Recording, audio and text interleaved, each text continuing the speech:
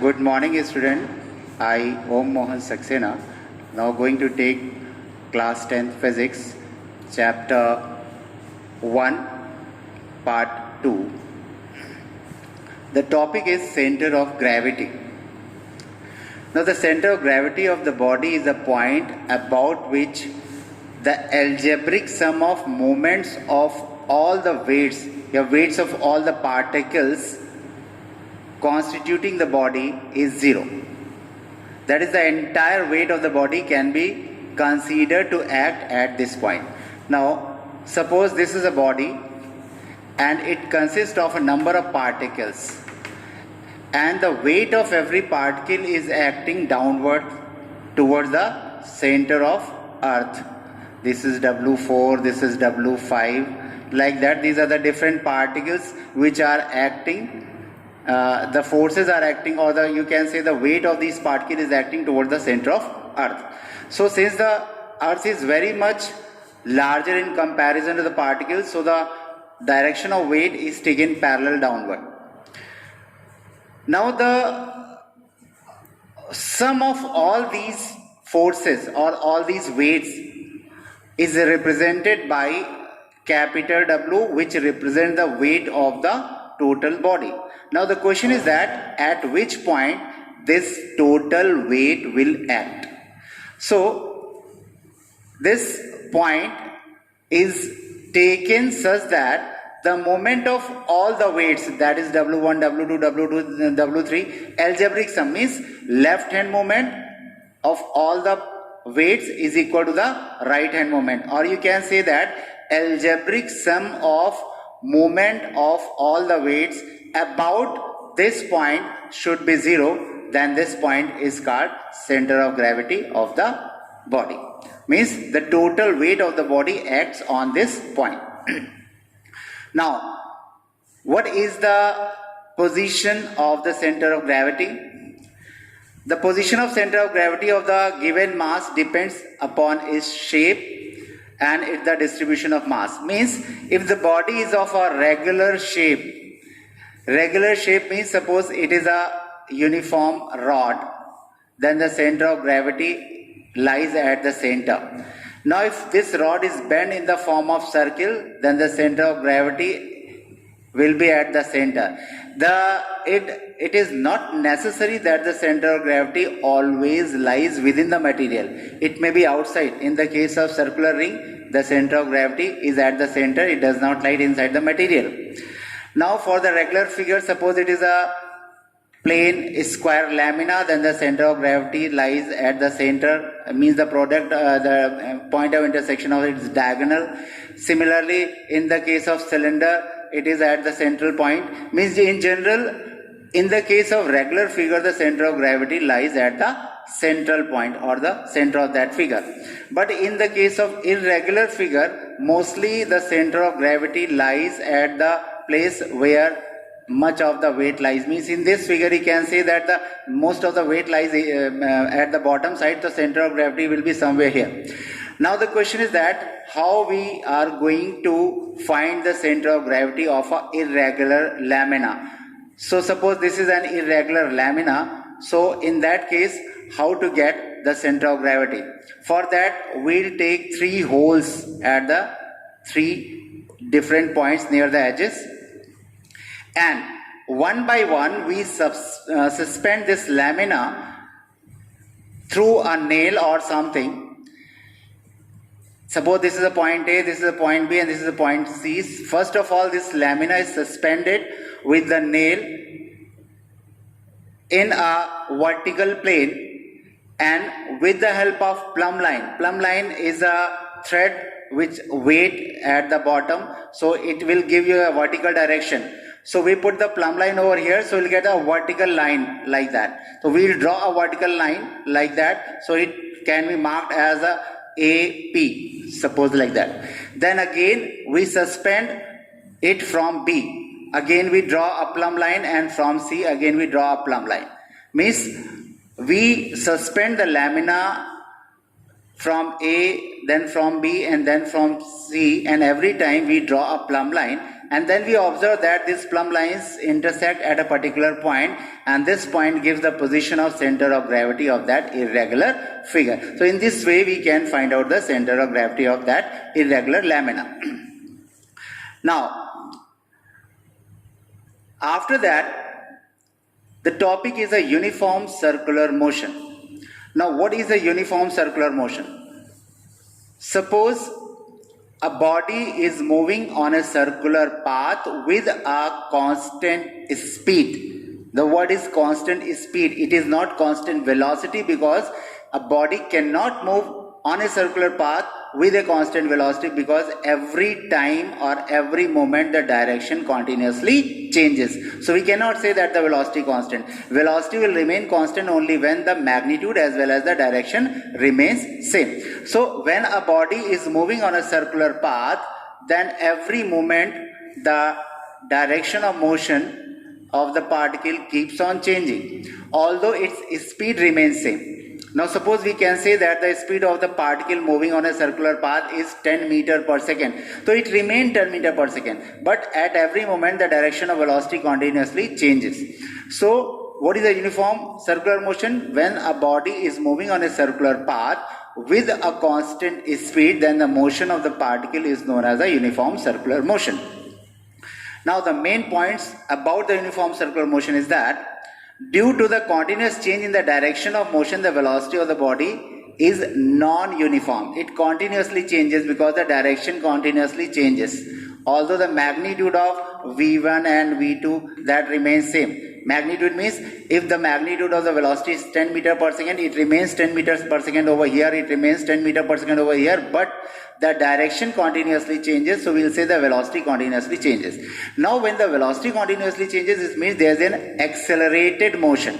So whenever a particle is moving on a circular path, the motion is always accelerated. Now there is a difference between uniform circular motion and uniform linear motion.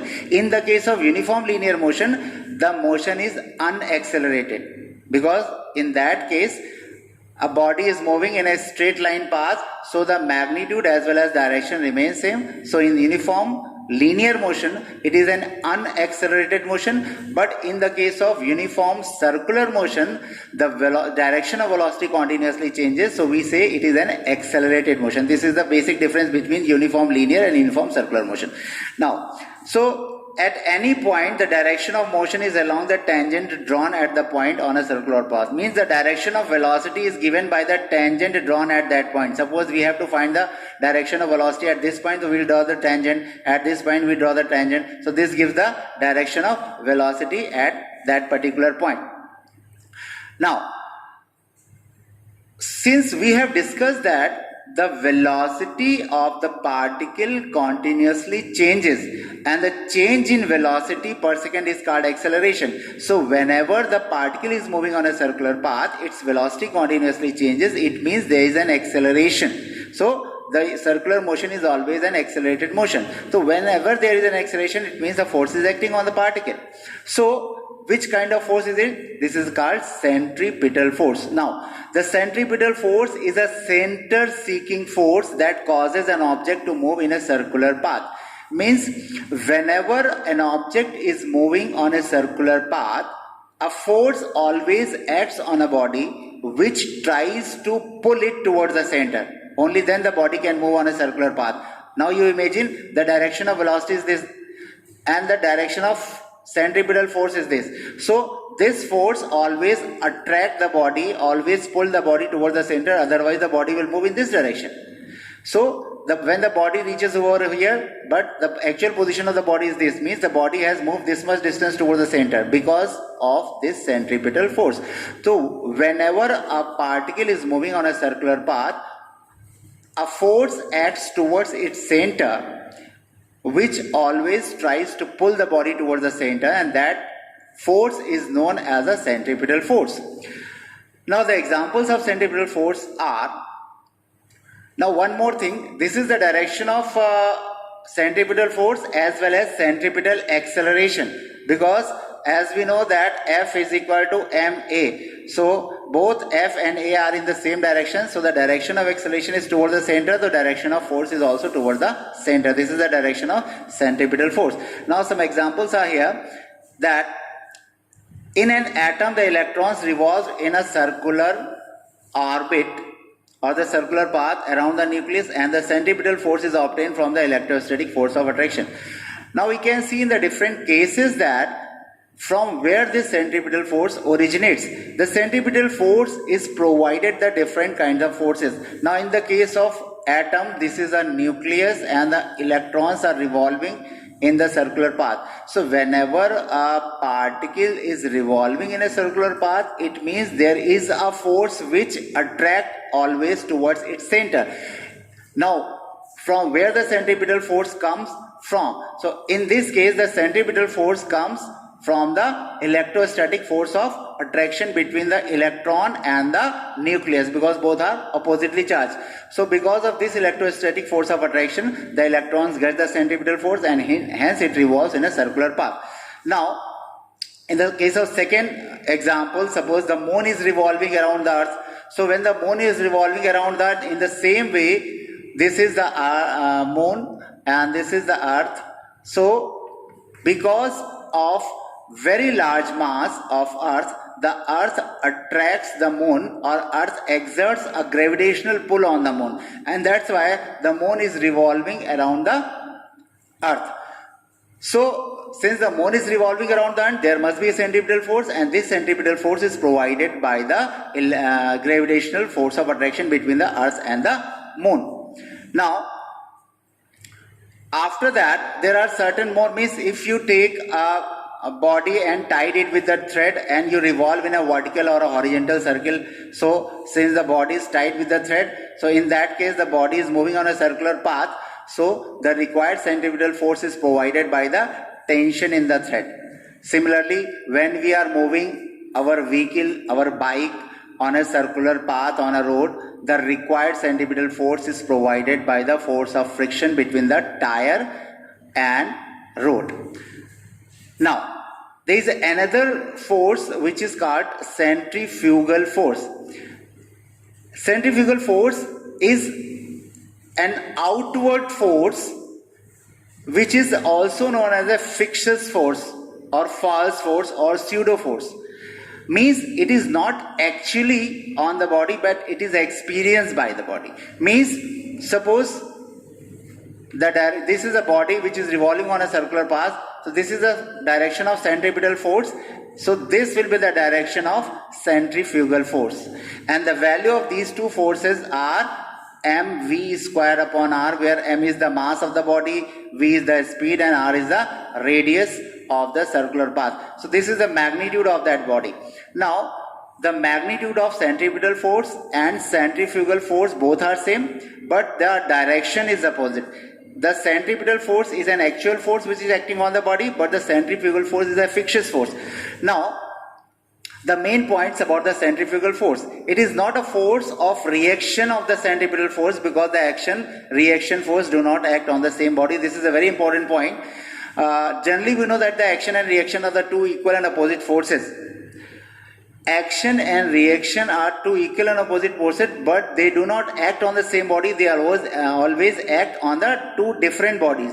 Means suppose we push or we hit the wall with our hand, then when we apply the force on the wall, this is an action, and the reaction of wall on our hand, that will be reactionary force. So these are the two different bodies. One force is applied on the wall and other is applied on the hand. So action and reaction always act on the two different bodies. Now in this case, the centripetal and centrifugal force are acting on the same body. So these two forces are not action and reaction forces. Second kind, it is not a real force, it is a fictitious force which is present only in accelerated frame of reference. Now accelerated frame of reference is a frame of reference which moves with an accelerated motion. Means suppose you are in a train and train is moving with an accelerated motion. This is an frame of reference which is in accelerated motion, or rotatory motion.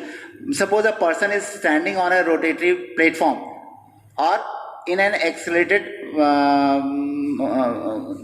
platform or a body which is accelerated or a car which is accelerated, that is an accelerated frame of reference. So whenever a person is standing either on a rotating platform or on inside an accelerated frame of reference, only then the person will experience the frictious force or the centrifugal force. Now there is a very good example for that. Now suppose this is a rotating platform and like that, and this is rotating about this center. Now suppose a person is standing on this platform and another person is standing on the ground. A body is tied with the thread from one end and other end of the thread is tied with a nail which is put at the center. Now when this whole platform is revolving and the person is also revolving, then according to this person the body will be at rest, because along with the body the person is also in rotational motion. So he will say that the body is in rest. Now but the person who is standing on the ground, he will say that the body is moving on a circular path. Both are correct, but the observation of both the persons are different. So what happens? He will say the body is at rest, he will say the body is in motion. So what happens? He will say, okay, you are saying the body is in motion and according to me the body is at rest. So he will say when the body is in circular motion, so a centripetal force will act towards the center. But if you are watching this, it means that another force, means he will say that if you are watching it at the rest, it means there is another force which is acting outward and which cancels this force, so the net force on the body is 0. Now, so he is the person who observed the centrifugal force. So centrifugal force can only be observed by the person which is in a accelerated frame of reference. Now, the magnitude, I have already told that magnitude is equal to the centripetal force and it acts radially outward. So this was the topic which we have discussed about the centripetal and centrifugal force, and thank you. Have a good day.